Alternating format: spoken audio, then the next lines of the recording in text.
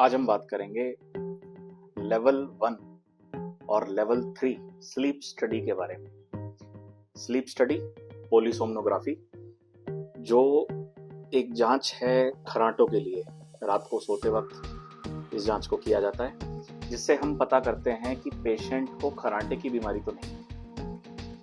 मैं doctor Harendra Kumar lungs hospital से एक लंग अवेयरनेस सीरीज जो हमने स्टार्ट करी है, तो आज स्लीप स्टडी और स्नोरिंग मिथ के बारे में हम लोग जानेंगे। खर्राटे आना आम जनता के लिए बड़ी कॉमन सी बात है और उनको जब हम बताते हैं कि खर्राटों की आपको बीमारी है तो एक हल्की सी मुस्कान उनके चेहरे पर आती है और कहते हैं डॉक्टर साहब खर्राटे आना तो शाही अंदाज है, खर्राटों से क्या बीमारी होगी। तो मैं आपको उसका एक बारे में छोटा सा पैथोजेनेसिस बता देता हूँ। बेसिकली जिस पेशेंट को खर्राटे आते हैं, रात को खर्राटे आने की वजह से उनके शरीर में ऑक्सीजन की कमी होती है। बार बार ऑक्सीजन कम होने की वजह से शरीर के अलग अलग ऑर्गन्स पर डैमेज होता है, जिसकी वजह से पेशेंट को blood pressure, sugar, thyroid, heart attack, लकवा मारना,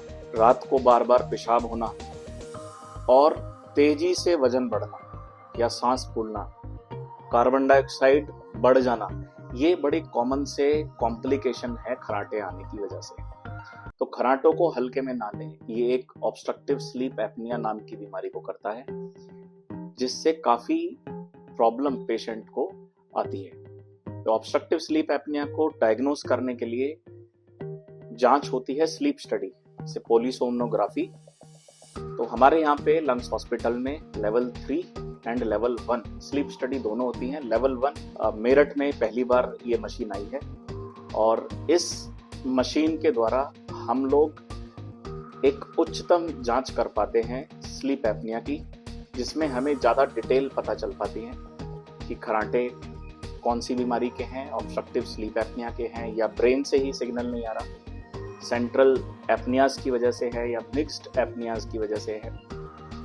तो लेवल 3 और लेवल 1, लेवल 3 में हमें मेनली AHI पता चलता है। AHI एक एपनिया हाइपोपनिया इंडेक्स होता है जो हेल्प करता है डायग्नोसिस बनाने में ऑब्स्ट्रक्टिव स्लीप एपनिया की, प्लस कितना ऑक्सीजन पेशेंट का डाउन हुआ सोते वक्त। लेवल 1 स्लीप स्टडी में टाइट्रेशन किया जाता है। इसके साथ टाइट्रेशन मतलब जिस भी पेशेंट को ऑब्स्ट्रक्टिव स्लीप एपनिया डायग्नोस हो जाए तो उस तरह के मरीजों में ट्रीटमेंट ऑफ चॉइस बन जाता है। हम पॉजिटिव एयरवे प्रेशर थेरेपी देते हैं जिसमें CPAP या BiPAP पेशेंट को लगाया जाता है। तो वो CPAP या BiPAP का क्या प्रेशर रखना है वो टाइट्रेशन से पता चलता है। तो वो टाइट्रेशन लेवल 1 स्लीप स्टडी में ही डिटेक्ट हो पाता है। लेवल 3 या लेवल 2 या फिर लेवल 4 इनमें नहीं हो पाता। तो अगर किसी पेशेंट को लगातार खर्राटे आ रहे हैं, तेजी से वजन बढ़ रहा है, सांस फूलना स्टार्ट हो गया है, तो एटलीस्ट जांच जरूर कराएं, चाहे वो लेवल 3 हो।